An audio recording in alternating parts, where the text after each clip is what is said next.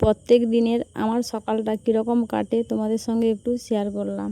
আজকে সকালটা ছিল রবিবার, তাই রবিবারে সবাই তো ঘুম থেকে উঠতে একটু দেরি হয়। খুবই গরম পড়েছে, এই গরমে সকাল স্কুল সবার হচ্ছে, তাই রবিবারে একটু ঘুম থেকে আমাদেরও উঠতে একটু দেরি হচ্ছে, ছেলে মেয়েও উঠতে দেরি করছে। তাই কাজ সেরে তারপরে ছেলেকে ঘুম থেকে উঠালাম, একসঙ্গে দুজন ব্রাশ করে নিলাম, তারপরে চলে এলাম। সকালে একটু গরম পড়েছে, শরবত না খেলে নয়, শরবতটা বানিয়ে রেখে দিচ্ছি, একটু পরে খাবো পুজো টুজো শেষ করে।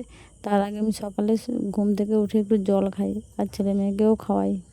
পুজো না শেষ করে তার আগে আমি কিছু খাই না, ওই জলটুকুই খেয়ে স্নান করে তারপরে পুজো করতে যাই।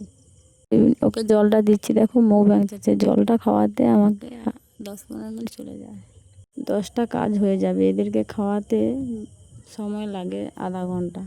আগের দিন শ্যাম্পু করেছিলাম, তাই মাথায় একটু তেল না দিলে আমি থাকতে পারি না, তাই মাথায় একটু তেল দিয়ে চিরুনি করে নিলাম। এই গম্ফাটা তোলার পর আমাদের জন্য খুবই একটা শান্তির কাজ, এবারে কাজ করতে খুবই সুবিধা হবে। চলে গেলাম স্নান করতে, স্নান সেরে তারপরে জামা কাপড় কিছু ছাদে মিলিয়েছি, এটা অল্প তাই নিচে মিলিয়ে দিচ্ছি। তারপরে চলে গেলাম ঠাকুরের সেবা করতে, ওখানে ধূপ দিয়ে, ওখানে মন্দির হচ্ছে তাই ওখানে ধূপ দিয়ে দিলাম, দিয়ে তারপরে ফুল তুলতে চলে গেলাম।